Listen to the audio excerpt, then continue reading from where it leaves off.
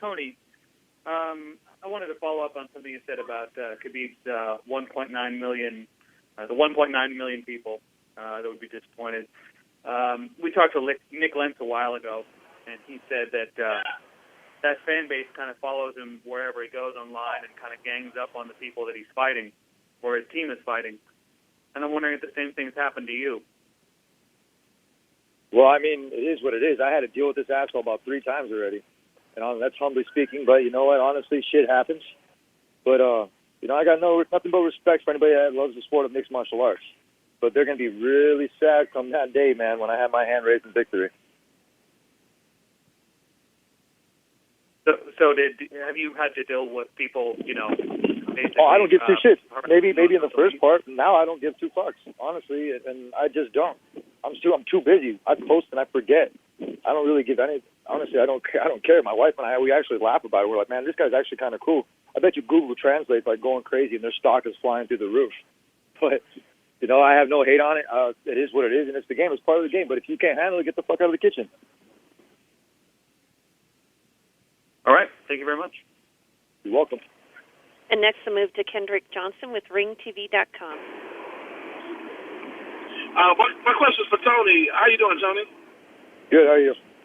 It seems like he legitimately got you heated. Is he getting under your skin, or is it just that you're about that life when it comes to the game of martial arts? Say that question again. I said, is he under your skin, or is it just the fact that you're just intense and you're about that life when it comes to the game of mixed martial arts? This dude's trying to take food off my table, bro. He's talking shit, so of course, man. Of course I'm gonna get heated. This is a fight. This isn't checkers. This isn't a regular game. This ain't Connect 4. We're out there slinging leather, man. This dude's gonna get cut. Straight up. I don't have to talk too much shit. I think it is if you were to be able to that first guy to put a loss on his record and stop him. I think it would that be a feather in your cap. I can barely hear you. What did you say? I said, I think it would a feather in the cap would be to not only get a loss, but to stop him. Cause I can tell you're obsessed with stopping him. So if you were to make your goal a reality, how big of a feather in your cap would that be? Well, look, man. If somebody doesn't piss me off, I'll finish him in the first round. This dude pissed me off. I'm gonna drag him into deep waters if he's dealing with a hammerhead. I don't have to talk too much about it, man. I've already talked. I already talked to him about it. You guys are going to see fucking fireworks. This should be the main event. I don't know why Stephen Thompson and Pete Woodley are the main event. But this shit everybody's talking about. This is the third time. Third time's a charm. Because I'm a world champion. I'm going to come after him hard. I'm going to come after him hard. I played multiple sports growing up, man. I'm a 2-time All-American, 3-time All-State, state champ, national champ. This dude is not on my level.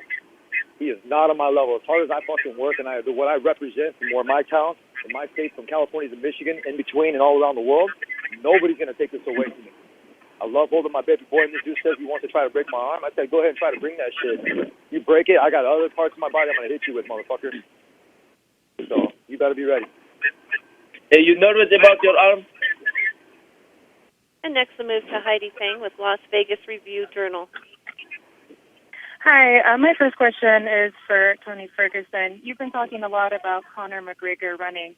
If you were to get past Khabib Nurmagomeodv, then when would you hope to face possibly McGregor and unify the title? I mean, do you think that's something that would happen next? Conor McGregor, obviously, he's in my weight class, and he's trying to avoid me by going over to boxing and whatever. I can care less. This is a man's sport that we play. I've been boxing for a long time. I've been with the greatest boxers, been trained by them over in the 805. Robert Garcia is one of my first coaches. Joseph Janik, Victor Ortiz's coach. Now I'm working with Rashad Holloway from Wildcard Boxing. I've been putting in my work and putting in my effort, man. And Khabib and me, we're going to have this war. And whatever Conor does, man, I gave him a pass. I don't have to talk too much shit. He's got his kid coming up. I told him, go spend some of that money, dude. Go do what you got to do and earn that little thing that you got and then come back when you're ready to be a man. And, you know, this is a sport. I'm at 155. Once I'm done with this one, I'll move on, and I'll make sure whoever's next, man, is going to get it. But right now, the fight at hand is Khabib Nurmagomeodv for UFC 209 for the interim title, and we're here to do business. You fans are in for a treat. I don't even think you guys know exactly what's going to happen. So much heat is going to be pressed on this, especially when I'm on my way to victory. You have no idea what this is going to bring for the fans. They've been waiting for this fight for 3 times. This is the 3rd time that everybody's been waiting for this fight. Everybody just wants to see it done. I just want to see it done myself. I'm sure Khabib will probably agree with me that he just wants to get this shit over with. Khabib, do you have any response to that? What do you say? I was wondering if you had any response to what Tony said about hoping just to get this over with after the anticipation and build-up of having this fight scheduled 3 times. Yes, the first time I have injured. Second time he has injured. Yes, a lot of people waiting for this fight, you know, and I am number 1, he's number 2. You know, this is real high level. You know, I think, my opinion, this is greatest matchup in lightweight history in UFC. You know, and he's tough guy. I am not easy guy. You know, and March 4, we'll see what happens. But I told you guys a lot of times what I'm gonna do, and we'll see what happens. I don't want to talk too much, you know, about this fight. Everybody knows I make this fight, and Tony knows. You didn't make shit. I make this fight. You didn't make shit. You didn't make shit.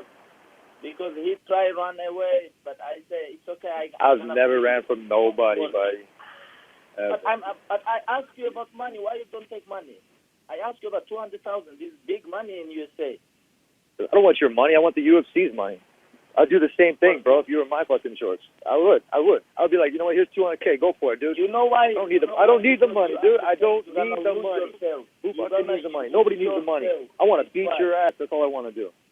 That's why you're gonna lose yourself. That's why you don't take this money, because you beginning cry with USA. I need money because I don't want your fake ass money, dude. You know what? You keep that money. You wipe your ass with it. Do whatever the fuck you want with it. I don't give a fuck, man. Why don't you donate it? Why don't you be a man and donate that? You understand? No, calm down, relax. Yeah, exactly. Because you understand who is who and what happened after this fight. Because you say you're number 1, but you're number 1 bullshit. Your padded ass record ain't nothing. Hey, what are you talking about? Why you ask about money?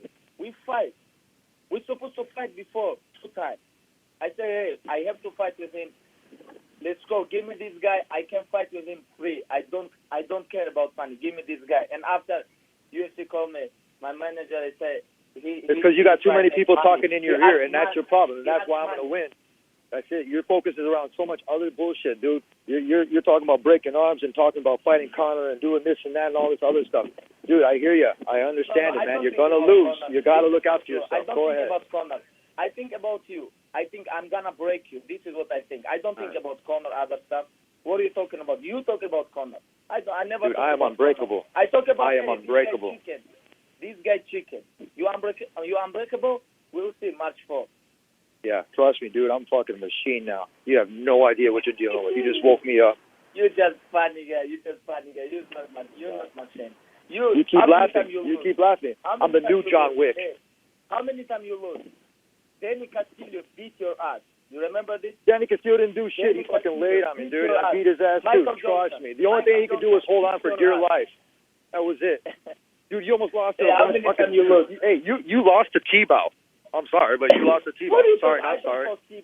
Hey, you remember that fight? Look, I'll post it up today. I will post it up today, and I seen you lose in that Sambo fight. That Sambo match where you were fucking crying on your knees because you won or you lost. Which Sambo fight? When I'm 17 years old, of course I lose a lot of time when I have competition in amateur, but professional career. Everything's been handed to you. Nothing's been handed to me. Nothing has been handed to me. I've earned every single step of the way. You're just funny guy. Nothing has been handed to me. And Gal for sure never got me here, motherfucker. Straight up. Thanks. And my next 2 questions for Steven. Steven, is there any way that you can win the fight if the fight goes to the ground, or is there any adjustments that you saw that you have to make things differently? Yeah, man. You know, in the last fight, I was definitely got caught on the bottom. Connor's got a good top game, and he's very strong on top. I do have a ground game. I just couldn't. I wasn't able to implement it. He was just very strong on top. I was walking around very light, and I could definitely feel that in those clinch positions. So working on my weight, feeling stronger now. My ground game is getting better every day, and yeah, man, we're working, baby. We're working. This is the top of the game. I'm fighting the best of the best. So. Game is getting better every day. And how big a deal was to be at MSG and fight them in that environment and be on that big stage? Is that something that you needed? Because that was kind of like the biggest stage of your career so far. Is that what you needed to get used to being on this big stage? Yeah, man. You know what? It was huge for me being at UFC 205, fighting Kyron. Definitely a dream come true, man. And you know, I love it. That's why we're in the game, man. We're here to fight the best of the best in front of the world.